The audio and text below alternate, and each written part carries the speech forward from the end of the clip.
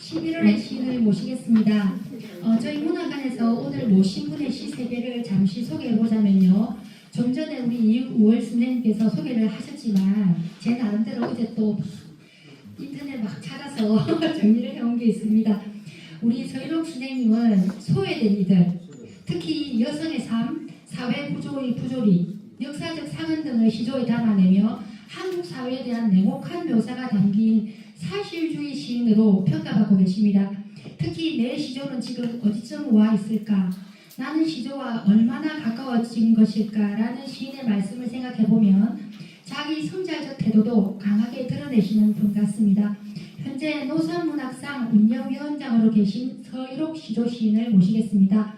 오늘 강의 주제는 현대 시조로서의 리얼리티 획득을 위한 노력입니다. 선생님 모시겠습니다.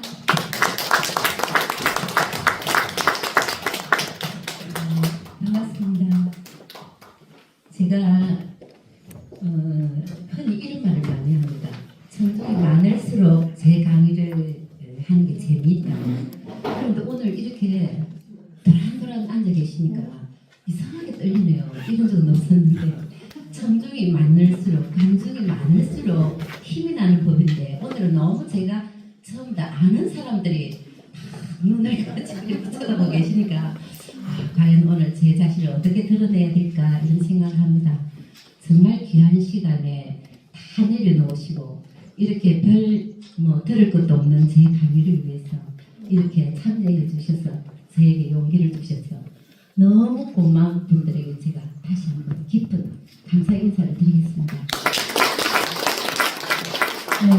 여기 모이신 분들이 다 저하고 깊은 인연이 있으신 분인데 몇 분간 그냥 말씀드리겠습니다. 우리 마산문인협회나 아까 방송을 하신 경남문인협회 민창호 회장님도 계셨고 또 경남시인협회 안하수 스님도 여기 와 계시고 우리 저 지리사 함장에서 쫓아오신 김윤승 지리사 문화관장님도 계시고 또 북천 하동 북천에서 오신 이동배 아동문학회 회장님 그리고 노갑선 수필가 협회 회장님도 계시고 여기 경상남도 문화상 수상자회 회장님도 계십니다. 이창희 스님님. 네. 그리고 그 옆에 계시는 분은 3722 지구 맞죠? 맞습니까? 총재님. 국제로타리 3722 지구 전 총재 김석권 총재님도 오셨고 그리고 저기 뒤쪽에 앉아 계시는 분은 창원시 문화상 수상자의 오창석 회장님도 오셨습니다. 네, 그리고 교환 김주석 기념사업회 사무총장님 그리고 김주석 선생님 따님도 여기 함께 하셨습니다. 이분들은 설명하지 않는 분이니까 제가 인사를 드렸고요. 그리고 우리 서양화가 서미자 저하고 좋으신데 억수로 친합니다. 서미자가 오셨습니다. 그리고 저를 항상 믿어주고 또 뒤에서 해주는 우리 친구 전재희도 하고 고맙습니다. 그리고 또 아동문학가 김재순 씨도 오셨고 뭐 소개하실 분이 너무 많네요. 조재영 선생님 항상 마산문학관에 학예사로 계시는 조재영 선생님도 이렇게 오셔서 또 촬영을 하시고 고성문협회 백일장 뭐 행사 등 아주 많은데도 불구하고 오신 백영현 회장님 또 손순환 선생님 너무 감사합니다. 우리 마산문인협회 선생님들 다 감사합니다. 그리고 경남시도문협회 회원들도 감사하고 한국문인협회 시도문과 회장 서은보시도 함께 하셨습니다.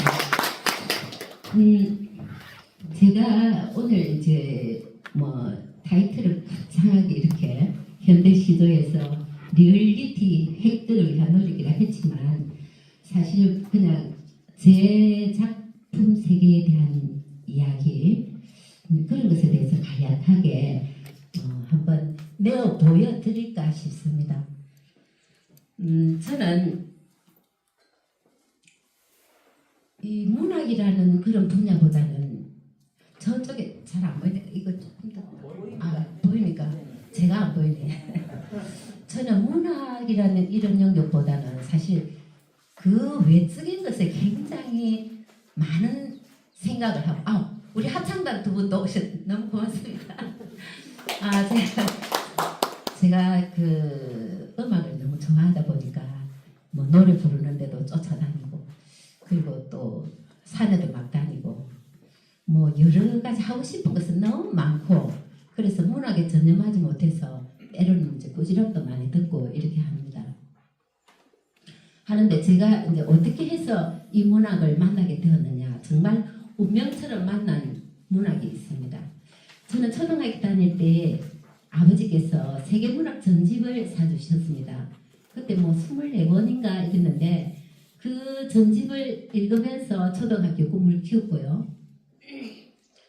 중학교 가서는 제가 교지에 아마 1년마다 교지에 작품을 실었던 것 같습니다. 저는 지금 기억이 없는데 생각해보면 1년에 한 번 나오는 교지에다가 작품을 제가 출품을 했던 것 같습니다.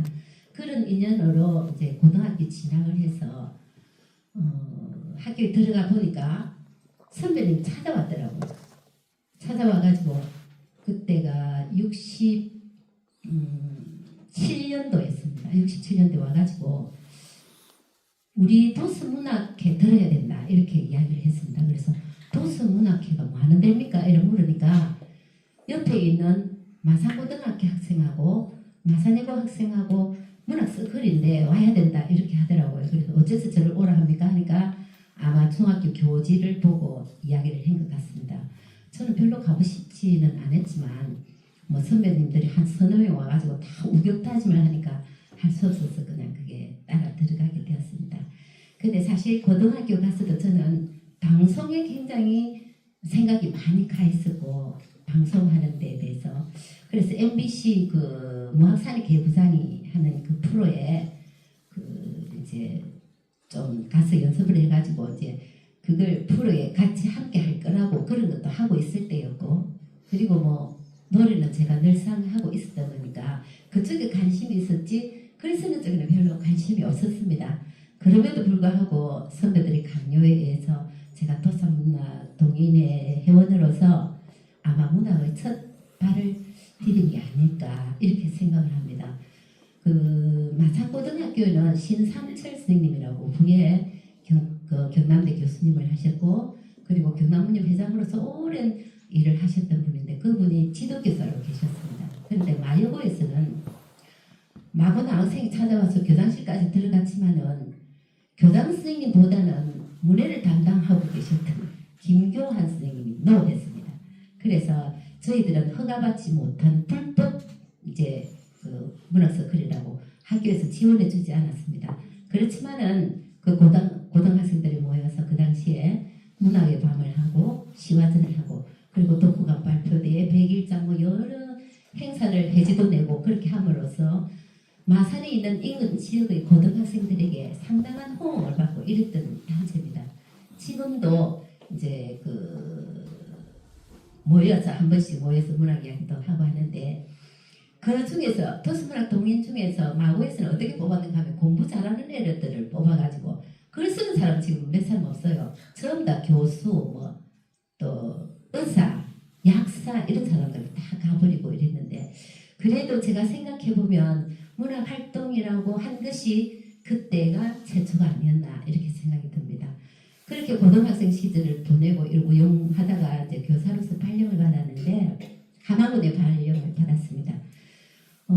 그때 이제 마산으로 들어오려면은 선생님들이 좀 더 점수를 가지고 움직여야 되니까 무엇을 점수를 따야 될까 이런 생각을 하고 있으면서 그 당시에 경상남도 교육청에서 경남교원 예능 경진 대회라는 게 있었습니다. 교사들 대상으로. 그 당시에는 가장 한국적인 것이 가장 세계적인 것이다 하는 그런 슬로건이 있었기 때문에 그 영역이 어떤 거였나 하면은 한글 시조 100일장 그리고 뭐 한국화, 문인화 그리고 한글 서예, 한자 서예 그리고 국악 또 국악 악기, 한국 무용 이렇게 처음 다 우리나라 것으로 영역이 한 17종류가 있었는데 저는 생각해보니까 다른 거는 전부 다 돈도 들어야 되고 노력도 들어야 되는데 시조 100일장 서기를 한번 나가볼까 이런 생각을 하게 됐습니다. 보편 한자로만 들고 나가면 되니까요. 그리고 제가 고등학교 1학년 때 담임 선생님이 시조 시인이셨습니다. 그래서 그분이 수업 중에 한 번씩 들어 그 시조 작품을 이제 읽어주셨던 생각이 나서 제가 크게 참가를 하게 되었는데 그 불행인지 다행인지 아주 좋은 성적으로 제가 입상을 하게 되었습니다. 그래가지고 마산에 들어갈 수 있는데 여기 계시는 한국시도시인협회 이사장님 이우글 이사장님께서 남해에서 근무하시다가 마산으로 전근을 오시게 되었고 제 고등학교 1학년 그 시도시인 선생님은 마산교육청 항목과장으로 계셨어요. 그래서 이제 두 분이서 노산 연상 선생님이 태어나시고 자란 곳에 시조가 이 보급이 안 되고 이 시조가 뿌리내리지 못한 이 현상을 좀 안타깝게 여기셔가지고 창립을 하게 된 게 뭐냐면은 여기 나와 있는 마포 시조문학회입니다.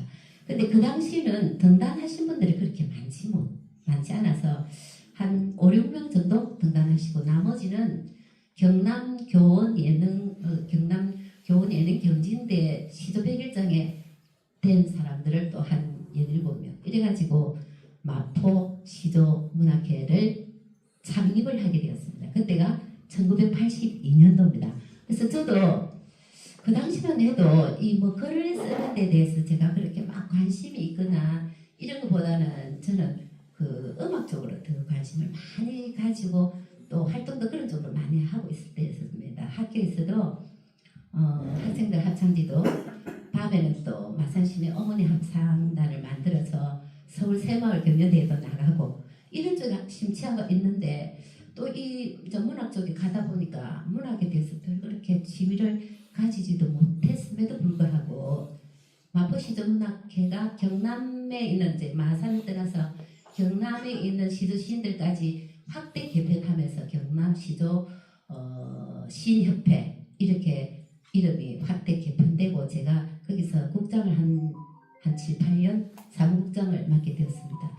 그럴 때 주변에서 그냥 그래 있어가 되겠느냐 등단을 해라 이런 말씀을 많이 하셨지만 저는 뭐 별 등단에 대한 생각도 없었고 뭐 시인이 뭐 내가 갈 길도 아닌데 이런 생각으로 그냥 시간을 보내다가 1989년도에 제가 작품을 이제 신문사에 한번 보내봤는데 저는 그 당시는 신춘문예가 등단의 기회인 것만 생각을 하고 있었기 때문에 신춘문예만 겨냥을 했었는데 89년도에 경향신문에서 그 당시 경향신문에서 최종은 아니고 종심에 올라간 사람 한 5명을 들었는데 거기 제가 들어있더라고요. 그래서 내가 너무 놀래가지고 이것 봐라 그러면 하면 되겠다 싶어서 그 이듬해에 뭐 어찌 하다가 보니까 경남신문 신춘문예로 제가 당선이 되어서 저도 시조시인이라는 이름을 그때에 달게 됐습니다. 그게 1990년도입니다. 그런 연구를 해서 2005년도 경남시조시인협회 회장을 했고 그리고 2015년에 마산문인협회 회장 겸해서 한국시조시인협회 부의사장을 했고 2017년도 오늘의 시조시인회의 부의장 그리고 2018년도부터 4년간을 경남문학관 여성으로서는 처음 관장을 맡게 되었습니다. 그때부터는 제가 뭐 시인이 아니라 해도 또 저를 부르는 사람들이 시인이라고 이래 불러주게 되어서 제가 정말 운명처럼 시조시인의 길을 걸어가게 되었습니다. 97년도에 경상남도 교육청에서 교사들을 대상으로 장학사 공채 시험이 있었습니다. 그래서 제가 생각도 안 했는데 또 그 시험에 합격이 되어서 그 당시에는 이제 공채 1호 여성 장학사로 교육 현장에 투입이 되었습니다. 그래서 장학사라는 것이 학교 행정을 하다 보니까 굉장히 많은 일이 많습니다. 여러 분야에. 그래서 그런 일을 하면서 제가 또 성격이 뭐 좀 대충 이렇게 하는 게 아니고 하나를 해도 뭐 그냥 온 심혈을 기울여서 하다 보니까 영역이 너무 많으니까 제 그 부담에 그냥 너무 많이 되었습니다. 그럼에도 불구하고 또 시조시인으로서 작품도 써야 되고 또 칼럼도 뭐 들어오고 작품도 내라 하고 이러니까 제가 그 당시에 그냥 정신이 멍멍하게 해가지고 장학사라는 것은 정량적인 업무를 수행하는 것이고 그 또 이 문학이라는 것은 정성적인 일을 생각해야만 작품이 나오는 건데 그래서 제가 그 당시에는 너무나 이 글이라는 게 문학이라는 게 제 어깨에 너무 무거운 짐이 되었어요. 그래서 글을 쓴다는 것이 고통이 지랄이고 뭐 희열이라 보람이 3할 정도 되었다고 할까. 그래서 글을 쓰지 못하고 오랜 세월을 그냥 그렇게 보냈습니다. 그러나 지금은 생각해보면 그걸 중간에서 쉬지 않고 제가 이 글을 계속 끌어옴으로써 지금 저에게 붙여진 이 타이틀, 그리고 오늘 이 자리에서 여러분들 앞에서 이렇게 또 서게 된 이 영광, 이런 것들은 모두 제가 문학을 했기 때문에 이런 일이 저에게 다가오지 않았나. 생각해보면 문학은 너무나 감사한 일이고, 또 제가 함께, 제가 뭐 이 지구상에서 없어질 때까지 같이 가야 할 영원한 동반자가 아닐까, 이런 생각을 해봅니다. 제가 등단 35년째인데 너무나 부끄럽게도 최근 6권 발간했습니다. 그럼 뭐 한 6년 만에 한 권 정도 될까 말까인데, 제일 첫 그 시도집이 영화 스케치라는 작품인데 2003년도에, 그러니까 등단하고 13년이 지나서야 책을 한 권 발간하고 출판 기념회를 가졌습니다. 다른 사람들은 등단하고 2년 만에도 내고 3년 만에도 내는데 저는 너무나 오랜 세월이 지나서 신인의 작품이라고 하기는 너무 올드한 그런 작품을 내게 되었습니다. 근데 어떻게 된 셈인지 이 작품으로 해서 한국시도시인협회 상을 제가 또 받는 계기가 되었습니다. 그다음 이제 2013년도에 제가 교육 현장에서 늘상 대하고 있는 것이 아이들이다 보니까 아이들이 그 해맑은 그 마음을 담아서 또 우리 정통 그 시도를 갖다가 주입을 시켜야 되겠다, 이런 생각으로 학생들에게 동시도 지도를 많이 해왔습니다. 그러면서 저도 동시도를 쓰게 되었고, 또 아동문학과 그 1990년도 아동문학연구라는 데로 제가 등단을 해서 아동문학에도 관여를 하게 되었습니다. 그러면서 13년이 지난 2013년도에 숲에서 맞는 바람, 그리고 동시에 그 그늘의 문이라는 시도집을 함께 발간을 하게 되었습니다. 제가 퇴임을 처음해서 이런 책을 두 번을 내는데 이것도 참 운이 따라서 경남 아동문학상도 받게 되고, 그늘의 문에는 김달진 창원문학상을 수상하는 그런 영광도 가지게 되었습니다.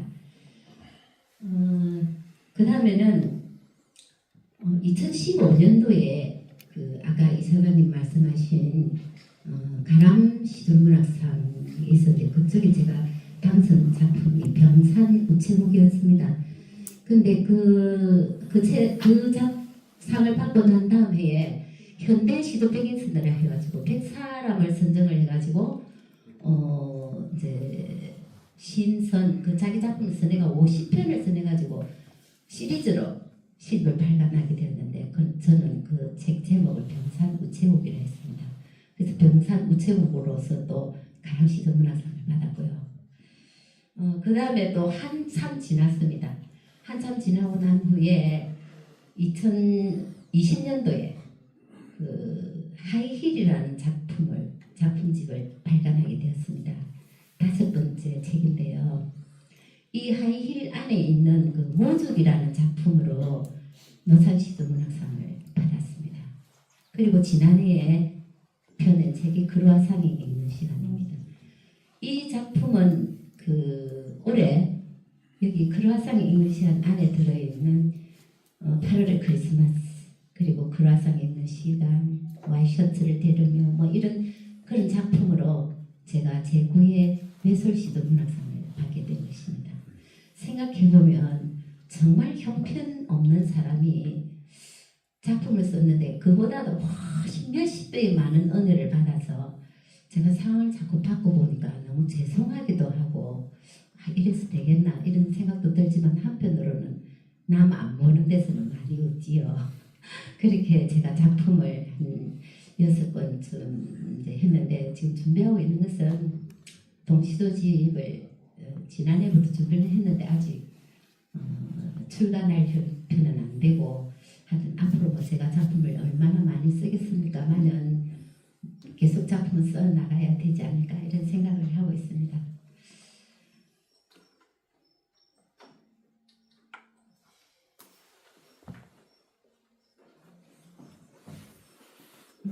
이게 안 나가지네.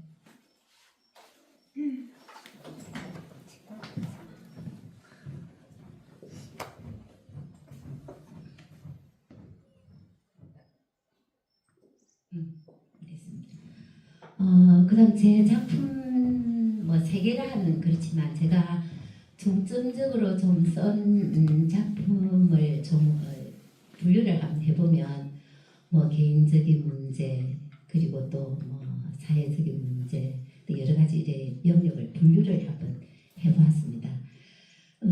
제 작품을 보면 제가 어떤 것을 노래를 해왔을까 35년 동안 그걸 간략히 소개를 드리면 먼저 개인적인 문제를 들 수 있겠습니다. 개인적인 문제에서 가장 중심이 되는 것은 어머니에 대한 작품입니다. 여기 계시는 분들, 글 쓰시는 분들은 누구나 다 어머니라는 작품은 다 가지고 계실 겁니다. 근데 저는 이제 이 어머니를 생각하면 제 살아온 것을 뭐 이렇게 내놓고 말씀드릴 수는 없지만 굉장히 좀 살아오면서 어머니에 대한 그런 애환이 참 많은 사람 중의 한 사람입니다. 제가 어머니를 두 번 모셨는데 한 분은 제가 태어나서 8살까지 같이 살았던 어머니가 계시고 그 다음에 9살부터 지난해까지 같이 살았던 어머니가 계십니다. 그 두 어머니를 제가 모시면서 뭐 이래저래한 사연을 많이 있겠습니다만 일단은 이 어머니들이 모두 한 분은 93살에 돌아가셨고 한 분은 지난해 98살에 돌아가셨습니다. 그래 함께 살은 인연도 굉장히 많고 또 사연도 많지만 이 어머니들이 그 살아계실 때 94살까지 사니까 건강 상태가 좋지 않아서 늘 병원에 가셨다가 또 퇴원에 오시고 저는 또 바깥 생활을 해야 되고 이렇게 어머니를 뭐 두 분을 한 자리에 모시지는 않았지만 각자 다른 곳에 어머니를 두고 제가 왔다 갔다 하면서 그 어머니들을 보살피는데 제 나름대로는 최선을 다했다고 생각하지만 그것이 과연 최선을 다했을까 이런 점에는 의문이 듭니다. 근데 그 어머니들을 간호를 하면서 그냥 깨어나셨다가 의사 선생님이 오늘 밤 준비하십시오. 이래서 준비를 하고 있는데 12시까지 숨이 목까지 탁 차다가 진짜 소설같이 12시 땡땡 하고 나니까 숨을 확 풀면서 또 살아나셔서 1년 사시고 또 한번 제가 출장을 나가 있는데 지금 이제 임종 준비를 해야 되겠습니다. 입원을 시키고 계셨는데 그래서 제가 택시를 타고 막 달려왔더니 또 그날 밤에 또 다른 어머니도 또 깨어나시고 이래가지고 참 세상을 떠나기 싫어하는 몇 장면을 계속 보다가 제가 어머니라는 시를 쓰기도 되었습니다. 근데 어머니라는 관한 작품들이 굉장히 제가 이거 잘 못 쓰나 봐요. 잘 안 넘어간다 어떡해. 관장님 잘 넘어가는데 왜 이러지? 그래요. 글을 넣을까요? 예. 엔터 하겠습니다. 그 이제 어머니라는 그 작품으로 해서 얻은 작품이 어떻게 생각하면 뭐 굉장히 많습니다. 제 작품 중에서 거기서도 뭐 엄마는 하는 이런 작품도 있고 눈물 뭐 니는 알기다 뭐 그런 작품도 있고 밥을 막 이래 드시는 걸 보고 저런 것도 있고 또 엄마라는 말 이런 것도 엄마에 대한 작품이고 바람이 운드는 말 뭐 기타 등등 어머니에 대해서 저는 작품이 아주 많습니다. 그리고 이제 개인적인 문제에서 어머니보다 또 다른 것으로는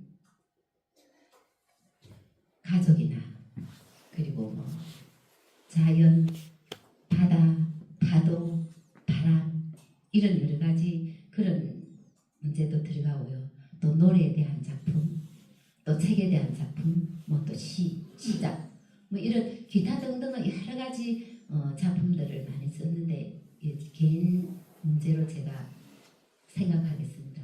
그래서 여기서는 어머니에 대해서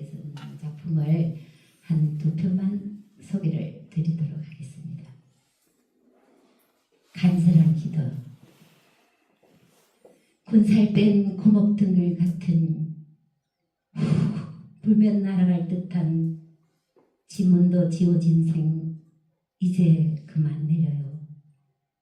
나 지선 결별의 뒤란 어둠이 될지라도 밤마다 가랑가랑 정막의 행간에서 또 다른 새벽 위에 기도하기보다는 지상에 얽힌 매듭을 이제 그만 풀어요.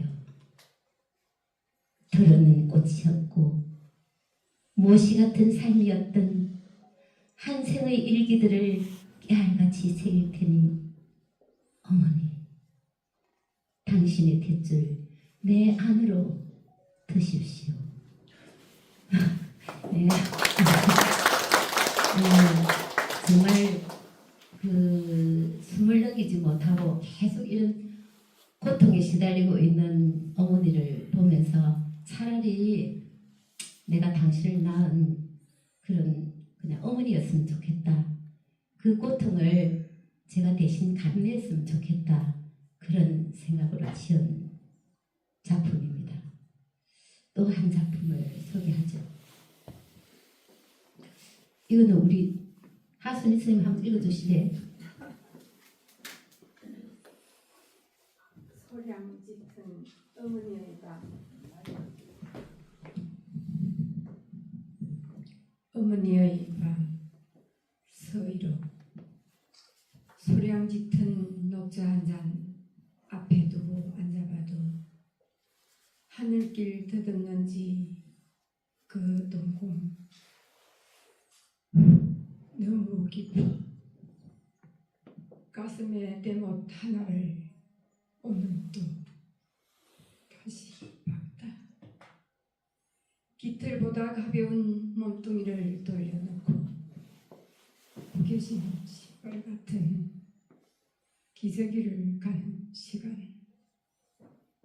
미미의 악기 소리가 눈물샘을 감바.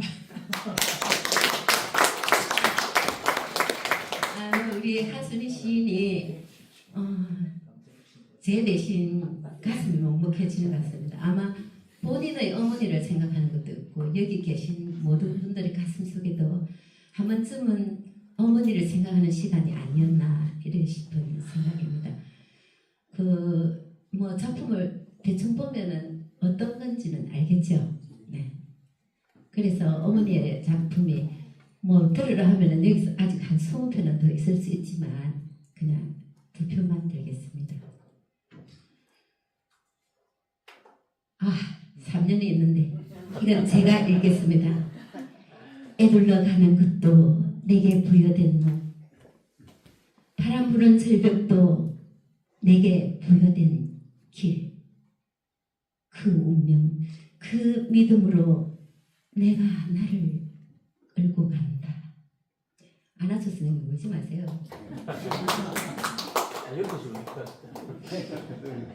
근데 이제 그 다음으로 제가 좀 많이 선작하고 있는 작품은 현실 세계에 대한 작품들이 많습니다. 어떤 사람들은 저보고 어떤 은유적인 그런 작품을 쓰는 사람이라기보다는 현실적인 작품을 좀 많이 쓰는 사람이라고 이야기를 합니다. 저도 아마 그쪽으로 더 마음이 많이 가는 것 같은데 어쩌면 제가 은유적인 그런 표현이 좀 부족해서 이런 쪽으로 가는 건지도 모르겠습니다. 그렇지만 제 작품 중에서도 현실적인 작품도 있고 그리고 서정적인 작품도 있습니다. 현실 문제에 들어가서 어떤 것이 있는지 현실 문제를 제가 꺼집어내어서 거기다가 그걸 질문을 하고 제 스스로 그리고 해석을 하는 시를 많이 썼습니다. 현실적인 시 중에서는 여러 편이 많지만은 여기서 들어본 군사는 왜 썼을 것 같습니까? 군사는 어떤 작품을 썼을까? 군사는 2018년 군산에 5월 말에 군산에 GM이라는 공장이 철수를 해버렸습니다. 그래서 그걸 가지고 작품을 만들었습니다. 그리고 울컥 제목이 울컥인데 45살 된 장가도 못간 노총각이 용접공으로 일을 하고 있는 그런 것을 보고 작품으로 쓴 겁니다. 그 다음은 비는 내리고 하염없이 내리고, 이것도 어느 조선소가 폐업이 되고 난 뒤에 그날 밤에 비가 너무 많이 내렸는데 수거함 위에서 어느 그 산업 기사가 신었던 해진 운동화 그리고 해진 작업복 그런 것들을 기준으로 쓴 작품입니다. 그리고 백수일기는 여러분 잘 알다시피 하고 한 일 없이 먹는 그 사각김밥 하루를 견디는 그런 청년의 이야기를 적은 것이고요. 소금꽃은 한 가정을 책임지고 나가는 가장 어려운 너무나 힘든 그 모습, 짐을 진 등 뒤에는 소금꽃이 피어있는 그런 것을 보고 저는 작품 되겠습니다. 이게 모두 다 그 현상 이런 걸 보고 제가 체득화된 시어를 가지고 지은 글입니다. 로또 복권을 사면 저것은 현재를 살아가는 이 서민들이 희망이 별 없다 아닙니까? 무엇을 희망으로 삼겠습니까? 사람들은 모두 가슴에 복권 하나만 되면 내가 집도 사고 애 장가도 보내고 이렇게 할 수 있는데, 이런 희망으로 5,000원짜리 로또 복권을 사는 겁니다. 그 서민들의 희망을 적은 작품이고요. 달리다굼은 마산의 서성동에 있던 집성촌, 거기에 있는 그 여인들의 삶을 적은 작품 되겠습니다. 이러한 작품 모두가 다 현실, 정말 이 지상에 널려있는 그런 것을 가지고 쓴 작품이 되겠습니다. 그 중에서 작품 한 3편을 제가 뽑아서 한번 적어봤습니다. 우리나라 80년대 말부터 90년대 초에 우리나라가 굉장히 발전 속도가 많았죠. 88 올림픽 이후에 굉장히 발전하면서 산업이 막 발달하고 이랬는데, 우리나라의 그 3D 직종 사람들은 별로 취직을 안 하려 했습니다. 그때 들어온 것이 뭐냐 하면은 외국에 있는 견습생을 데려온다든지 외국인 그런 그 사람들이 많이 들어오게 되었습니다. 그리고 그 사람들이 우리 산업 현장에 어마어마하게 이제 깔리게 되었죠. 아주 힘든 일은 이런 사람들이 다 하고 있었습니다. 공장이나 이런 곳에. 그러나 그 당시에 우리나라 사람들은 이런 들어온 그 사람들에 대한 인권에 대한 좀 안 좋지만은 좀 박해를 했다 그러나, 그리고 또 월급도 밀려놓고 이런 사람들 아주 대하기를 좀 막대한 그런 시기가 있었습니다. 그러나 지금은 이제 많이 나아졌죠. 지금 외국인 노동자가 우리나라 사람들보다 또 더 많은 임금을 받기도 하고 이런 현상입니다. 그 당시에 쓴 작품입니다. 니나라는 것은, 니나는 물론 가명이고요. 외국인 노동자 니나를 보고 쓴 작품이 되겠습니다. 니나, 천근 무게의 신발 끌고 한국에 온 소녀 니나, 비스켓처럼 바스러진 육신보다 더 슬픈 근 19 생계를 위한 갈 것 같은 시간의 아빠, 축축한 지하에서 춥도록 일하고도 손에 쥐는 건 겨우 몇 장의 지폐뿐, 그것도 몇 달을 걸러 인심 쓰듯 던져준 그리움에 서러움에 야유어간 육신들, 뼈마디 마디마다 피멍바람 파고들지만 비명도 독에 겹다고 가슴 깊이 묻어온 밤, 날 세운 결핵균 끝내 활화산되어 생소를 가지 꺾이듯 명출 놓아버렸다. 길 떠날 노자도 없이 식어버린 니나요. 한 소녀가 자기 그 집에 남아있는 외국이죠. 한 10명의 식구들을 위해서 이 소녀가 한국에 와가지고 끝내 따뜻한 인권 대접도 한번 못 받아보고 그렇게 해서 쓰러져가 버린 그런 기사를 보고 제가 쓴 작품입니다. 사람들은 외국인 노동자 문제를 시조로서 쓴 것은 뭐 첫 작품이 아닌가 이런 이야기를 하더라고요. 마침 이 작품이 또 경남 시조문학상을 받는 작품이기도 했습니다.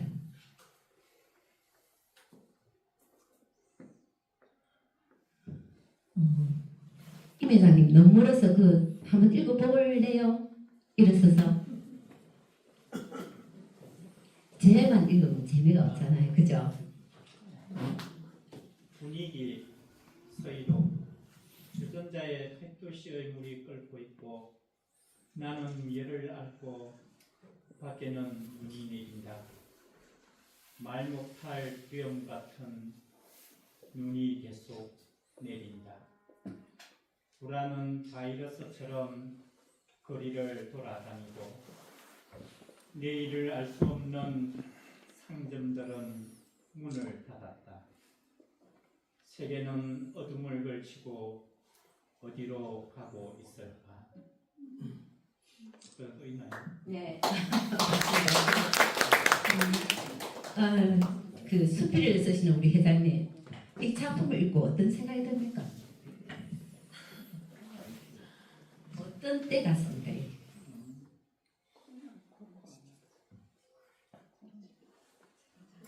코로나 시대. 잠시 우리 총재님 뭐 좀 생각이 들어요.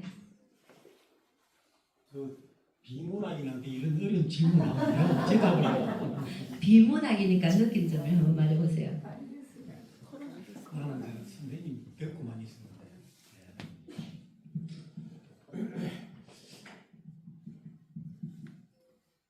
뭘 좀 서산합니다.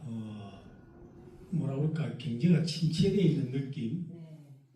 아까 군산을 말씀하셨는데 대구하다가 집 떠나고 난 뒤 황량한 그런 산업 현장 그런 게 와 닿는 것 같습니다. 네, 고맙습니다. 비문학인이라 하는데 분위기를 잘 읽어내린 것 같습니다. 그죠? 이건 2000년도에 우리나라를 완전 초토화시킨 그 바이러스 하나 있었죠. 뭐였습니까? 코로나. 네.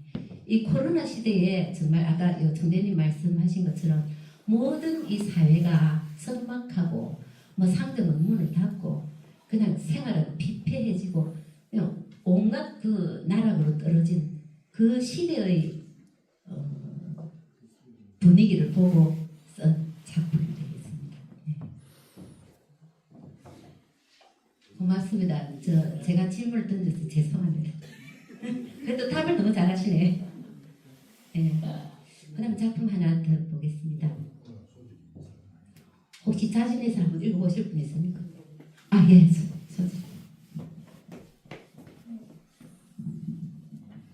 떠도는 섬 서희로 밤늦도록 우르대는 매미소리 자장가 삼아 신문지 한 장 뒤로 얼굴마저 숨은 산 마르고 굽은 생애가 뼛속까지 다 보인다. 가족은 어디 두고 여기까지 와 있는 걸까? 한때는 우리였고 한때는 집이었던 쓸쓸한 난파선 하나 섬이 되어 떠있다. 어떤 생각이 들었습니까? 아무도 단속 안 해요. 말씀 안 하셔도 괜찮습니다. 생각나는 대로 말씀하셔도 되고. 아마 이렇게 멀리 어디 일하러 갔어. 네, 그렇죠. 그 집을 두고 그런 한 사회가 이렇게 아픕니다. 가정 두고. 아이 감사합니다. 노숙장 오신 거. 여기서 머리 탁 떠오르는 노숙자다 이런 생각이 들죠, 그죠? 정말 그 사회가 뭐 직장을 잃어버린 사람들이 너무 많습니다.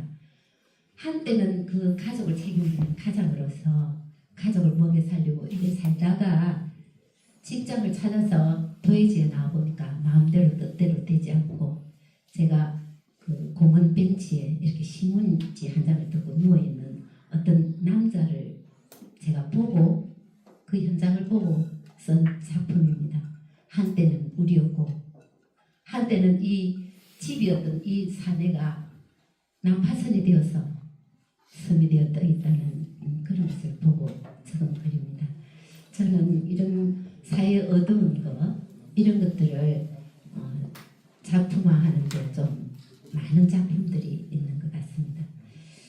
그 다음에는 역사 문제를 한번 거론한 것들도 있는데요.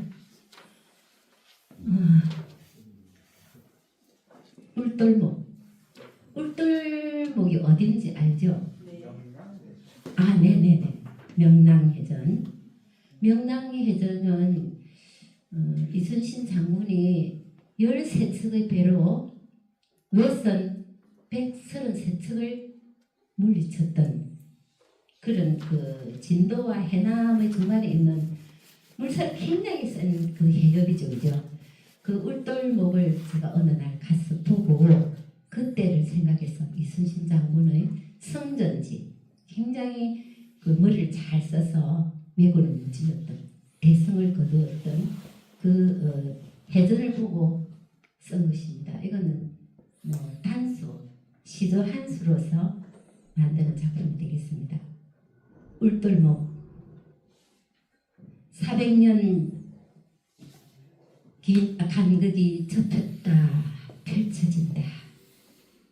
적진을 겨누고 있던 파독선의 울음도 슬픔을 순장해 놓은 빛빛 시간이었다. 역사 현장을 돌보고 쓴 작품이 되겠습니다. 그 다음 작품은 지금 우리나라가 어떤 한 가족도 남북으로 갈려서 이렇게 따로 다 살고 있는 집안도 많고 한때는 다 우리 대한민국의 국민이었는데 어떤 순간의 선택으로 인해서 남쪽과 북쪽으로 갈라진 그런 것을 생각하면서 쓴 작품입니다. 민족 선앙당 지나면 두 갈래 길이 있었다. 삼촌은 북쪽 길로 아버지는 남쪽 길로 순간의 선택이었지만 그것이 운명이었다. 네, 그 운명 하나로 인해서 지금은 북쪽에 사는 사람도 있고 대한민국에 사는 사람도 있고 그런 역사적인 의식을 가지고 쓴 작품입니다. 제가 작품을 자꾸 읽다 보니까 여러분 공감해지는 부분이 있으니까 그 다음에 또 제가 방송을 보고 쓴 작품이 하나 있습니다. 젓갈과 참치캔인데 한번 마음속으로 한번 읽어봐 주십시오.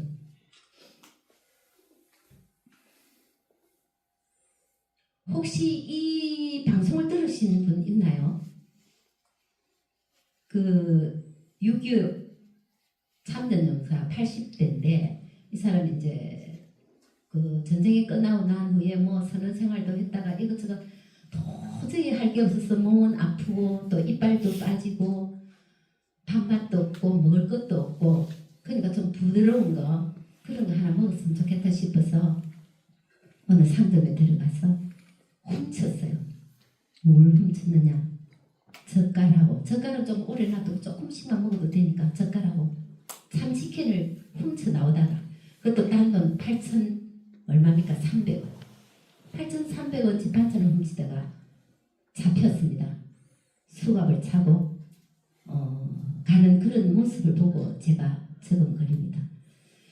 가만히 생각해보면 우리나라 지금 뭐 돈을 마구 뿌리대는데 이렇게 나라를 위해서 혁혁한 공을 세운 이분들한테는 특별한 대우를 해줘야 되지 않나 그런 생각이 들죠.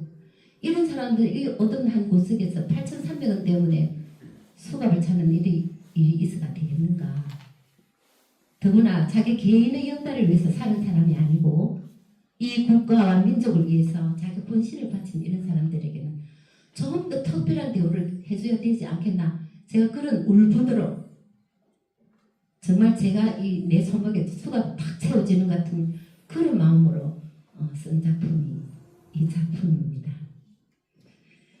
예, 다음에는 이제 개인적인 문제, 현실적인 문제, 역사적인 문제를 지나서 이제 페미니즘적 문제를 들겠습니다.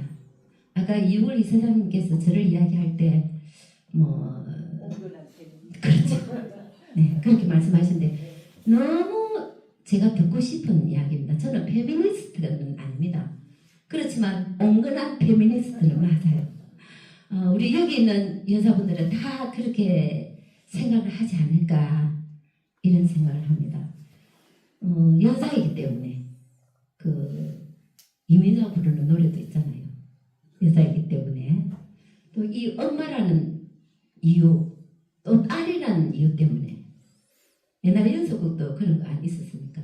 아들 하나를 위해서 6딸이 희생하는 이런 것도 있고 이제 그런 것을 보면서 막 제가 적극적인 반항을 하는 건 아니지만 그렇다고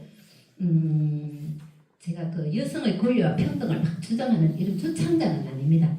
제가 뭐 팻말을 들고 나가서 여자의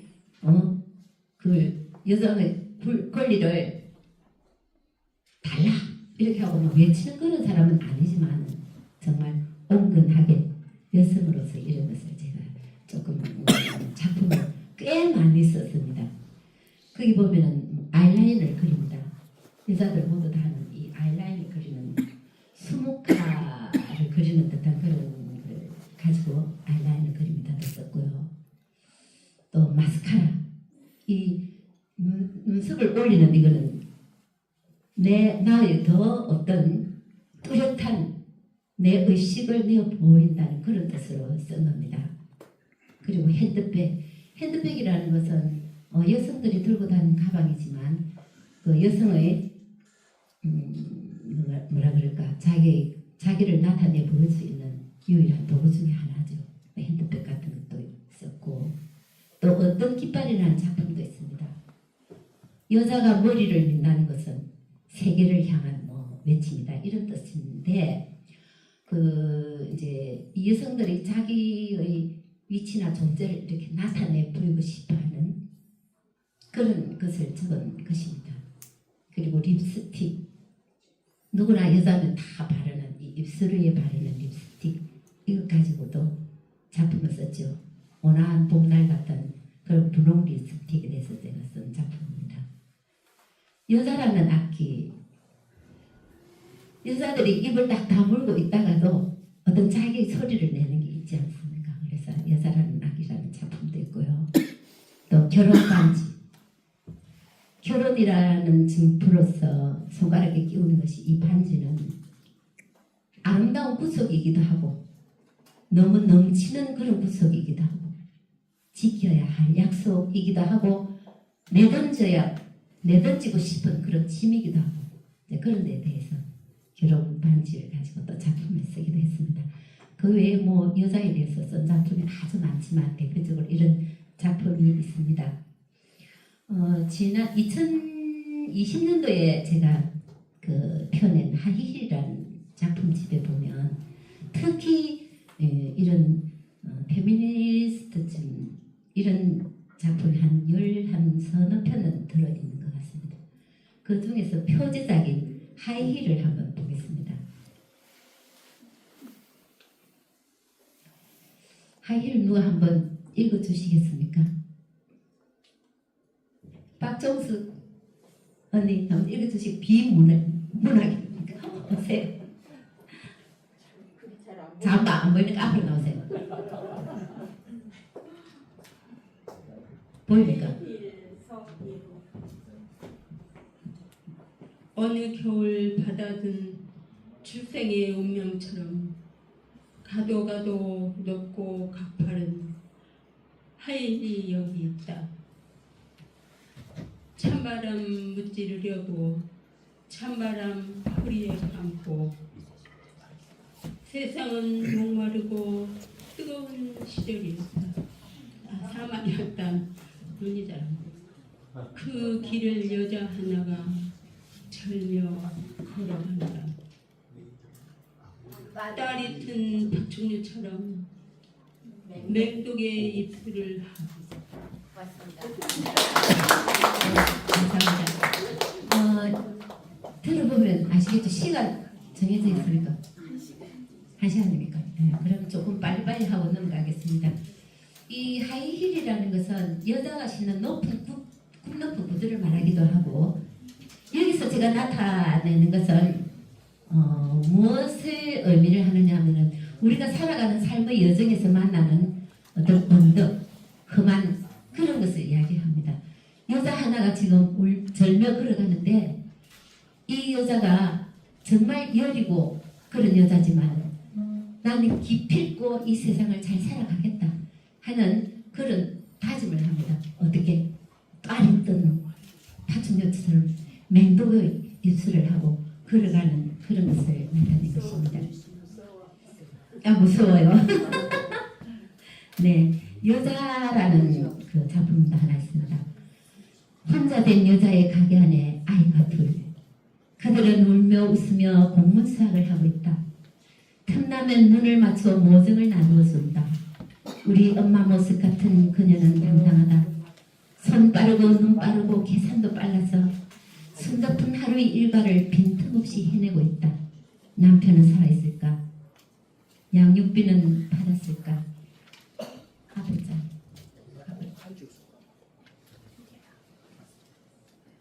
온몸으로 걸어가는 저 여자의 가시밭길을 세상의 어떤 손길이 위로해 줄 수 있을까? 여자의 살아가는 길을 쓴 것입니다.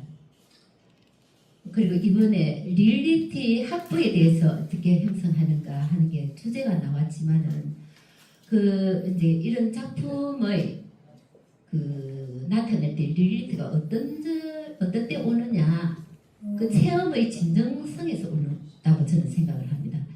그 직접 경험 체험을 얼마나 진실되게, 얼마나 진정성 있게 거짓이 없이 이렇게 표현해야 되는가, 거기에 대해서 이야기를 하고, 그런 것을 그냥 나열식으로 쭉 하는 게 아니고 구체적 순간과 감정의 진실성이 있을 때, 진실되게 말할 때, 거짓으로 말하지 진실되게 말할 때 리얼리티라는 게 확보가 되지 않을까 이런 생각을 했습니다. 그리고 그것을 나타낼 때 추상적인 말보다는 구체적 이미지가 현실감이 훨씬 있지 않을까. 예를 들면 봄이 왔다 그렇게 하는 것보다 따뜻함에 민들레가 고개를 든다, 이게 조금 구체적인 상황을 적어주는 게 리얼리티 확보에 도움이 되지 않을까 이런 생각을 하고요.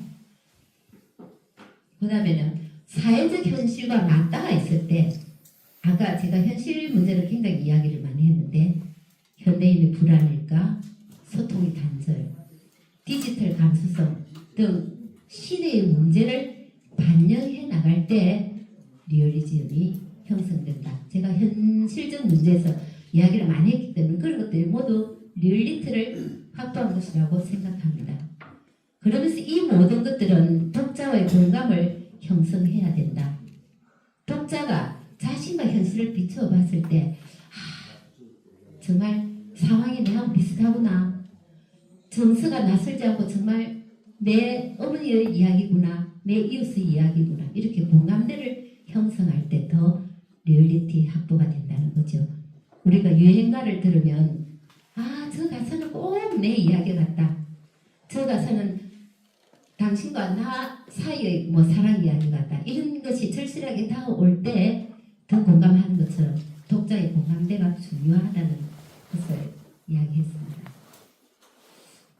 그 다음에 이거는 제가 넘어가겠습니다. 독자들이 저시를 어떻게 보고 있는가 하는 것을 한번 이야기를 들어보려고 했는데 그냥 넘어가겠습니다. 시간이 없어서. 그 뭐 저를 생각할 때 이렇게 쭉 이야기를 하는 사람들이 있더라고요. 이거는 그냥 눈으로 한번 보고 넘어가겠습니다. 마지막으로 나는 생과 문학을 이렇게 마무리하고 싶다를 해놨습니다.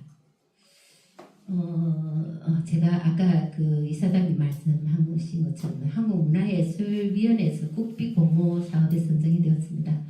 경남문화예술진흥원에서 3편이 올라갔고 그리고 국가문화예술위원회에서 25명이 선정이 되었다고 합니다.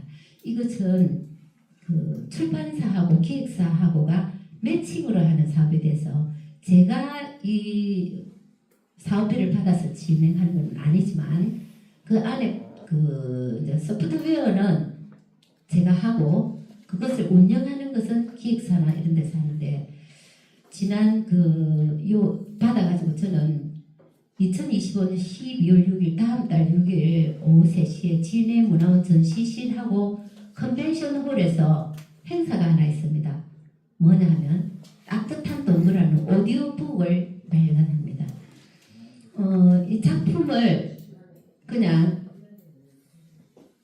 읽는 시대에서 지금은 또 보는 시대를 지내서 영상으로 뭐 이렇게 시도작품 같은 또 영상으로 만들어서 유튜브에 막 올리지 않습니까? 그런 시대를 지내서 지금은 이제 듣는 시대로 가면서 오디오북이 앞으로 굉장히 활성화되는 지경이 왔습니다. 그래서 저도 제 동시조 6편하고 그냥 작품 한 50편을 오디오북으로 만들었습니다. 그래서 오디오북을 만드는 것을 가지고 북 콘서트를 이날 전개를 합니다. 그리고 작가가 읽어주는 시조 유튜브 해가지고 한 10편을 유튜브로 지금 아마 곧 얼마 안 있어서 나오리라 생각합니다. 플레이 ENA라는 기획사가 주관하고 이분들은 기획 전시를 굉장히 위주로 하시는 분인 것 같습니다. 진해문화센터 1층 전시실에서 전시를 하는데 공간을 3군데로 나누어서 한 코너는 작가의 작품에 대한 그런 코너를 하고 중간에는 오디오를 직접 듣는 그런 체험을 하는데 좌우 그리고 천장에서 내려오는 입체감을 이용해서 오디오북을 듣습니다. 그리고 제가 오디오북을 만드는 거기에 따라서 아마 들을 수 있는 그게 나가는 것 같습니다. 그걸 클릭하면은 오디오북을 들을 수 있도록 이래서 그 책 발간하는 북 콘서트를 할 건데 그 시극 공연도 있고 또 축가도 있고 작품에 대한 해설도 있을 것이고 작가와의 또 이렇게 대담도 있는 이런 프로그램으로 12월 6일 오후 3시에 진해문화센터에서 있을 예정입니다. 생각해보면 제 은사님이 얼마 전에 돌아가셨습니다. 시조를 쓰시던 분이 98살로. 근데 그분은 살아계실 때 선집이나 전집을 하나 내라고 주변에서 그렇게 말씀을 하셨지만 95살까지 앞으로 할 거라는 생각만 있었지 할 생각을 안 하고 계셨습니다. 이분은 98살이 되었지만 전화도 똑똑히 통화를 하고 밤에도 안경을 쓰지 않고 책을 읽으시는 분이었어요. 그리고 이제 올해는 시집을 한 권 발간하겠다고 다른 시인하고 이래 매칭도 하고 있었는데 다시 전화를 하면서 내가 올해는 책을 발간 못하고 내년에 할게. 그러니까 자기 책도 또 미뤘습니다. 그러면서 한 달도 되기 전에 돌아가셨는데 이분을 보시면서 우리는 그런 생각을 하게 됩니다. 뭐냐 하면은 선집이나 전집은 꼭 필요하지 않나. 한 사람의 그 생애를 나타나는 선집을 하든 전집을 하든 본인이 정리해야 될 필요가 있지 않나. 이런 생각이 들어서 저도 이쪽을 한번 생각을 해볼까 싶은 그런 마음입니다. 그리해서 저도 적은 나이는 아니지만 마음 매냥 젊고 싶은 사람이지만 제 나이를 의식하고 이렇게 바쁜 듯이 그냥 어떻게 달려야 질주를 하는 차를 멈출 수 없을 정도로 이렇게 빨리 달리는 저를 이제 앞으로는 좀 멈춰서 치열하보다는 하늘도 한번 쳐다보고 흘러가는 구름도 보고 그러면서 여유 있는 생활을 해야 되지 않을까 이런 생각을 하면서 오늘 뭐 질문이 있어요. 네네 잠깐만요. 예, 아니, 저기 진해문화원이 아니고 진해문화센터 아니에요? 예, 진해문화센터 문화원 문화원에 돼 있었습니까? 앞에 진해문화센터입니다. 그렇죠. 예, 예. 그래서 예, 진해문화센터. 진해문화센터는 저 바로 경남문화관 밑에 있는 거죠, 그죠? 아닌데 새로 새로 진 데 말고 아, 진해문화센터. 예, 아, 진해구청 구민회관. 구민회관 차례. 제가 뭐 좀 많이 살아오지는 않았지만 이렇게 제 작품의 세계를 수만 막 스르르 한번 훑어내리는 식으로 여러분한테 별 드릴 것도 없지만 이렇게 귀한 시간을 모셔놓고 간단하게 마치겠습니다. 감사합니다.